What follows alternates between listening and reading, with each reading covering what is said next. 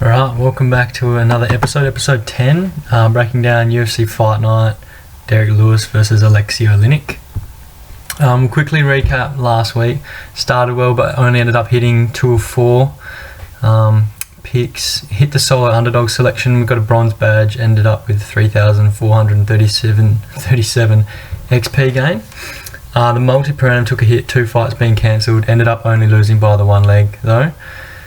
It was unfortunate with Giles not making it to the cage. I was excited for that fight and was confident that Kevin Holland would find a finish. But yeah, instead of breaking down kind of the whole main card from previous weeks, what I'm going to do is I'm just going to kind of go over my best pick of the night and my worst pick going into the future. So my best pick of the night was definitely Bobby Green, cashed as a 3.04 time underdog. He looked really good, did enough to win on the cards, and yeah, it was better than Bernata wherever it went. Worst pick of the night was probably Joanne Calderwood. I could make a case for my worst pick being Edmund, but I did know that Brunson had the potential to kind of upset there and be dangerous. Calderwood, however, I thought was going to be better everywhere, and quite the opposite. She was worse everywhere. She got beat up on the feet, decided to go for the takedown, and then showed really poor BJJ defense, just settling in Maya's guard when she looks so active off of her back. She had to work to a more dominant position to be safe, and she didn't. And Maya ended up taking the arm, so there you go.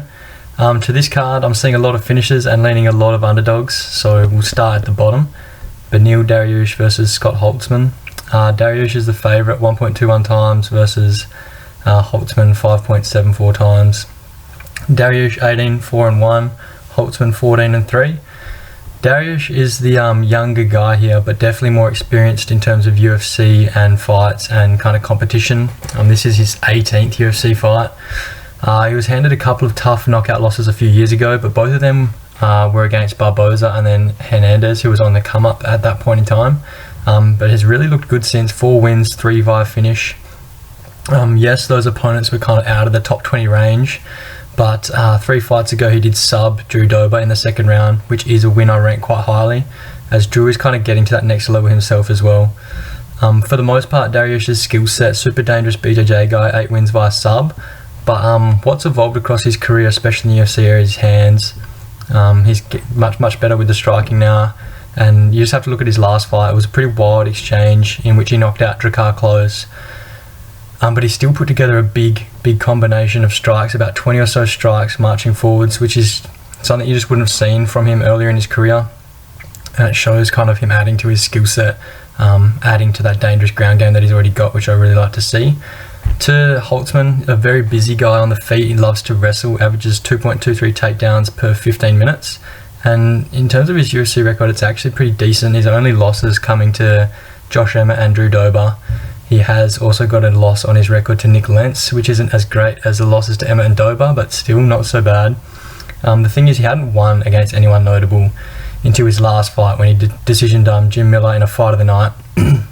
And that's a good win. Jim Miller's stuck around. He's always going to be there, top 15, top 20. But kind of where do I rank it and his ability against Beneil Dariush? Essentially, kind of all in all, I think Beneil is just a much better overall fighter.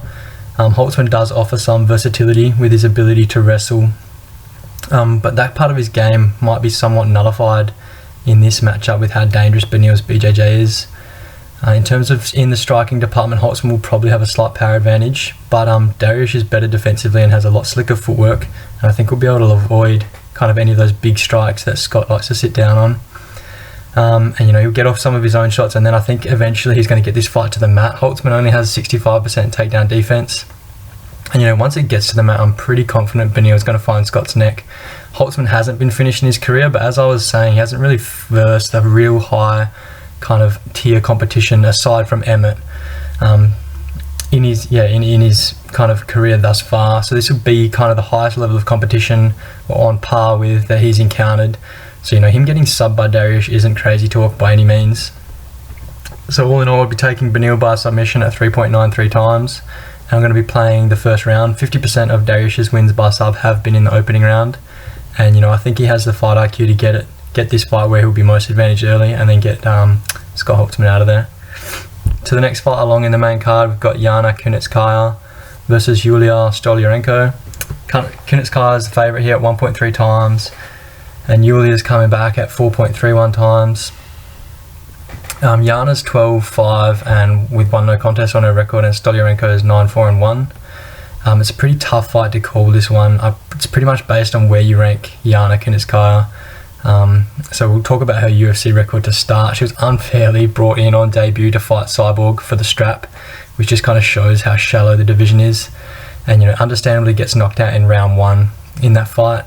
She then fights Lena Landsberg, beats her easily, pieced her up from the outside with leg kicks, used her long limbs, and then also kind of implemented the clinch game with her Muay Thai type style, as well as taking her down whenever she really wanted to as well. Showed a really kind of well-rounded skill set in that fight. A similar story with her next one against Marion Renault. And then her next fight, so her most recent, slept by Aspinallad in the 3rd round. Fight was semi-close up until then, but it did highlight some really big problems in Yana's game that I'll highlight now, essentially. First of which was her takedown defense.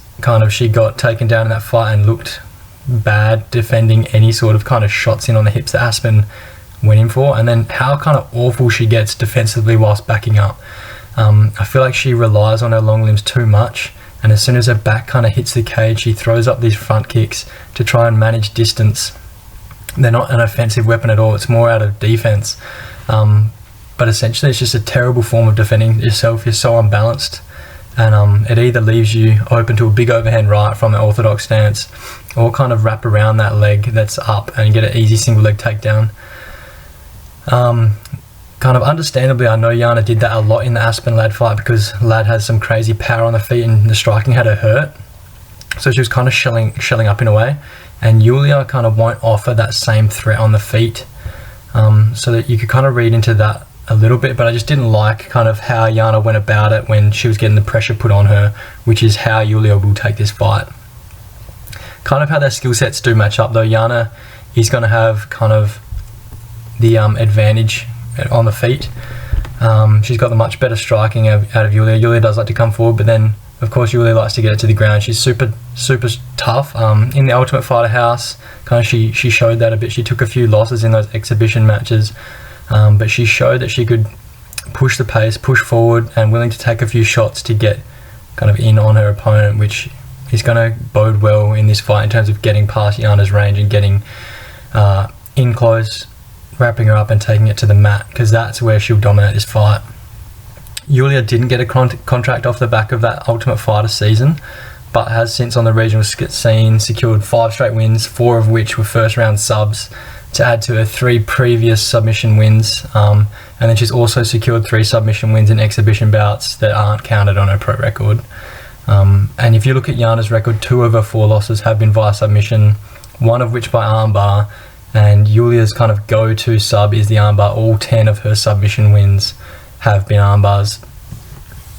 So kind of wrapping up, this is Yana's fight to lose, and if it stays standing she won't, but at only 20% takedown defense and the threat Julija has on the ground, I'm going to play her as a seriously lived underdog. We've seen how poorly some of these fighters recently have defended jiu-jitsu, kind of looking at Joanne Calderwood, looking at Roosevelt Roberts when I'm saying that. And Julija by submission paying 15.51 times is far too much value off of her recent form, to say the least, and off Yana's kind of loss record. And I'm going to take the first round again. I think the longer this fight plays out, the kind of more beat up Julija will be at distance, the more sloppy her takedowns might become, and Yana should be able to take over. So yeah, I think if she gets it down early, she's going to take Yana's arm home with her.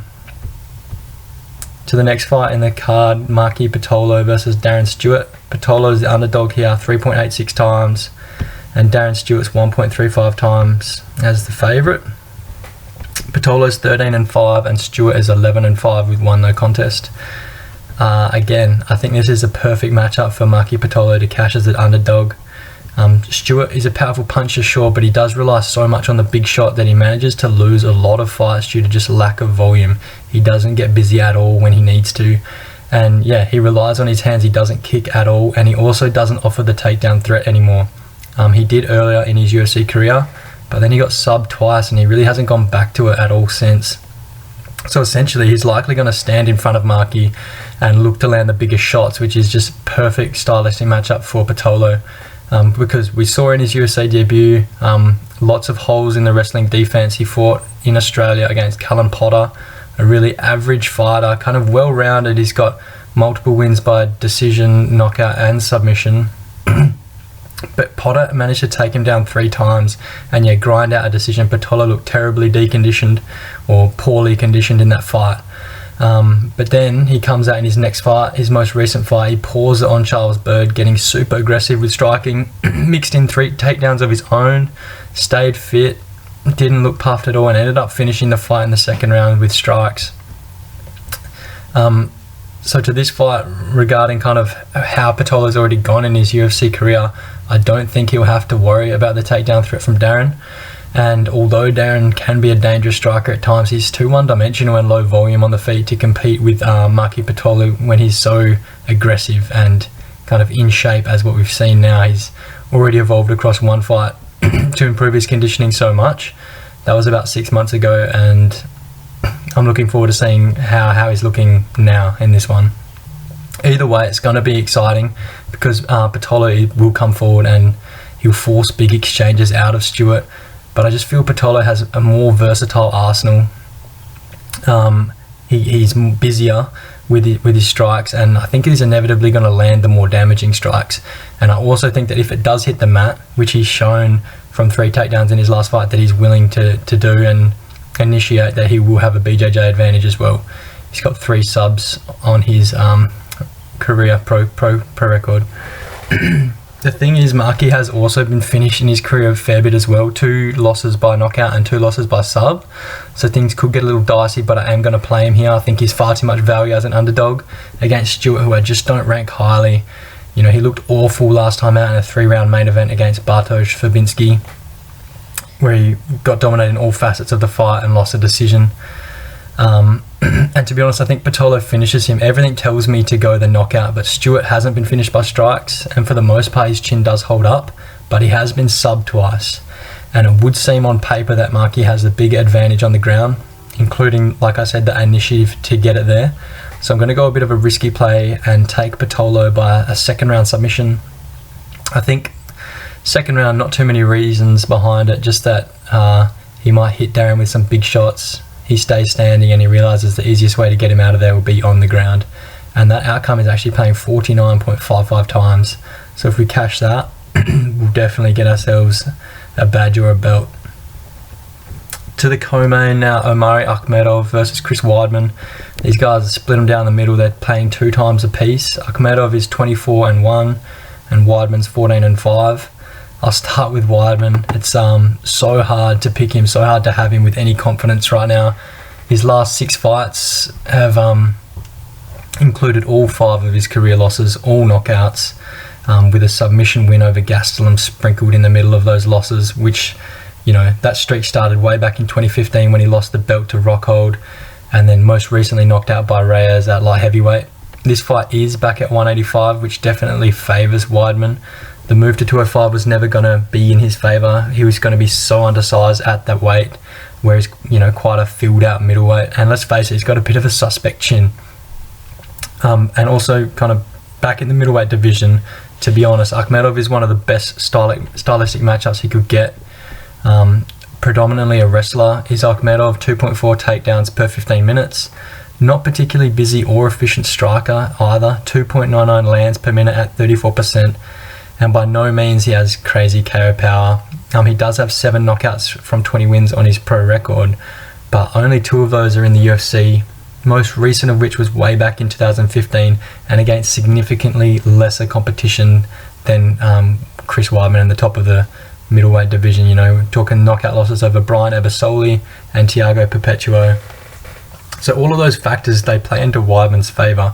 He has the edge in volume of strikes, edge in efficiency, perhaps slightly more defensively liable and chinny, but then again, advantages in wrestling output, wrestling ability, both offensively and defensively, and then far more busy when it gets to the mat regarding offense and jiu-jitsu.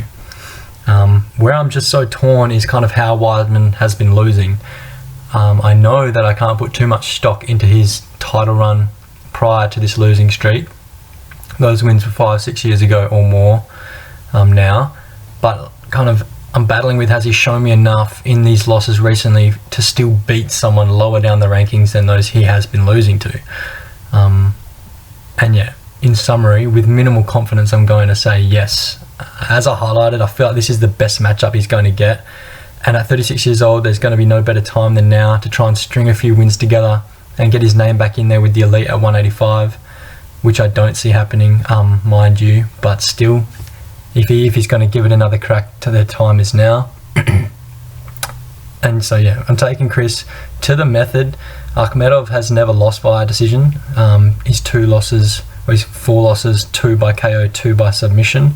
And we do know that Weidman has the ability to win fights via both of those methods via finish, but I just can't put any faith in him finishing this fight. I'm going to take Chris to win a decision at 2.88 times. It is the safe play, and there's probably value in going with either method of finish, but I don't expect this to be a really impressive performance, and I will be wagering a low amount of XP accordingly. Alright, and then the main event, Derek Lewis versus Alexei Oleinik. Lewis is 1.73 times and Oleinik is 2.37 times. Lewis's record 23-7-1 no contest. Oleinik 59-13-1. Absolutely monster record, and to be honest, Oleinik has shortened up quite a bit in this one on the verdict odds from the first time of their release. I did have a quick look a couple of weeks ago when they came out. I think Oleinik was 2.8 and yeah, down into 2.37 times. Essentially in this fight, everybody who's had a look at it knows exactly what we're going to get in one way or another. We're going to get a Lewis knockout, and we're going to get a sub by Alexei. If it ends in any other fashion, I'll be super surprised. Lewis has a huge advantage in the stand-up. Alexei's striking did look better in his last fight against Verdun, but it's still horrible. It's a clubbing, sort of wild type of striking, and any sort of person with a kickboxing background like Derek Lewis is going to have no problems figuring his way out on the feet. And then on the ground, Lewis is kind of useless as well, where Alexei is so good. Lewis uses his power over technique to stand up, and I know a lot of people have been talking about it and feeling like, Derek Lewis's kind of powerful manners in which he gets up is going to work in this one. I just disagree. I feel like when you use power to try and stand up off the mat with someone who's such a dangerous BJJ practitioner, they're going to snatch something. They're going to take a neck, they're going to take an arm. You have to use technique to get up against these guys, otherwise they're going to lock something up, and I think that's kind of what Alexei's going to do. It comes down to what style I think prevails, and I'm going to go with the grappling. Alexei has been KO'd 7 times in his career. He's on the wrong side of 40. Which doesn't play into his favour, but Derek can sometimes play a baiting type game, be less aggressive with the strikes, and end up fighting really slow, which will play into Alexei's favour. We know he's going to be relentless with the takedowns. He shouldn't look to stand up with Derek at all, and although his takedowns are ugly, he does complete at 46%, which is actually really good, and Lewis is horrible defensively at only 53%. Lewis, in terms of recent form, has won his last 2 fights by decisions, pretty average decisions, mind you, and he did get taken down 3 times by each opponent, Blagoy Ivanov, Ilir Latifi, both good wrestlers, but neither good enough in terms of BJJ to really utilise the position and get Lewis out of there like Oleinik will. So I'm taking Oleinik, I'm taking a sub, I'm also playing it first round. I think that's 3 first round subs that I'm tipping out of this 5 fight main card, which is kind of crazy, and if it eventuates, could be some sort of UFC record. But the reason I'm taking that outcome is simply because we know Alexei won't play on the feet with Lewis. He'd be stupid to do that, and if he can get it to the ground, I don't expect Derek's defense to hold up for more than a round. If he tries to explode to get up, Alexei will get a hold of something and will notch his 47th career submission. And I also think the longer that this fight goes, I'm talking for my reasoning now for being the first round, the longer the fight goes favours Derek. We know that he carries power as the fight goes on, and even though they both have poor cardio, Derek's is probably better, and we've seen Oleinik really slow down as soon as it gets out that first frame, and if it goes past the first round, I think he gets slept. If it goes past the second round, I think he definitely gets slept. So there we go with that. To kind of the betting side of things, betting perspective, mixing it up a bit, instead of a multi-prone, I'm going to throw in the half, and I'm going to kind of reduce the cap of odds that I'm aiming for. I feel like I've been including legs just to bump the odds up to that 40 to 1, just for the sake of it. So what I'm going to do is I'm just going to bring it back to 20 to 1. So we're going to be aiming for multis at around 20 to 1, still aiming for high rewards, but just without that unnecessary risk to simply make up the numbers. And yeah, I'll just add kind of record onto my current multi record, which currently stands 1 win, 8 losses, but a profit of 31.099 units, just because of kind of how ridiculous the odds get. This week we've got 4 legs. Benil Dariush to win by any method, Patolo to win by any method. He's a seriously value underdog in this, about $2.50. Weidman to win, probably the riskiest leg in my eyes. I'm not really confident with him at all. And then Oleinik by sub, all together at $28.96 to 1. I'll be having a unit on that, seeing if we can bump up and have another win on the multis. And then kind of another segment, what I'd done previously a few weeks ago, a few episodes ago, was having a segment just kind of prelim plays, dropping a few bets, a few underdogs that I like throughout the prelims. But I think I'm going to mix that up as well, kind of introduce this segment as more of just single plays across the event, including kind of main card single plays, to just try and get some more betting advice out to you guys, across to you guys, take advantage of some of the analysis that I'm doing, kind of in-depth research that I'm doing, and yeah, continue to beat the bookies. Current record though, because I'll just add this onto my previous record for the prelim plays, 1 win, 1 loss, profit of 1.3 units. So I've got 3, they're all on the main card for this event. I'm taking Patolo to win by finish, KO or sub, that's currently $3.40 to 1. Then I'm taking Stolyarenko by first round sub at 11 to 1. Like I said in my breakdown, I feel like if she gets the win, it's a sub, and it's likely to be the first round. The longer the fight goes, the more it favours Kinetskaya. And then I've also got Oleinik by sub at $3.60 to 1. If he wins, it's probably a submission as well, and it's probably early. So I might even have a tickle on Oleinik to win by sub in the first round. I think it's somewhere between $8 to $10. If you're also interested, I think Patolo to win just via the submission is paying about $17 to 1 as well, which is huge value. It is my verdict selection, so I might also have a half unit on that, because yeah, it could be super interesting. But those 3 legs there are the only ones that I'm kind of advising, and they will go towards my record. So cheers to anybody that continued to listen all this way. Next week we've got a monster card, UFC 242, Stipe DC for the trilogy. We've got the return of Sean O'Malley versus Marlon Vera, and a couple of other really good fights that I'm super looking forward to. As always, kind of like the video, comment kind of below any deviations you have from what I'm seeing. We can have a chat in the comment section. If you want to follow me on Instagram, it's at its_tadpole. Also on Twitter now is at its_tadpole_MMA. And then if you want to follow me on Verdict, it's at its_tadpole. And you can kind of see how I'm scoring fights on fight night, or any changes to the main card post weigh-ins, see what I'm seeing in those fights. Alright, catch up.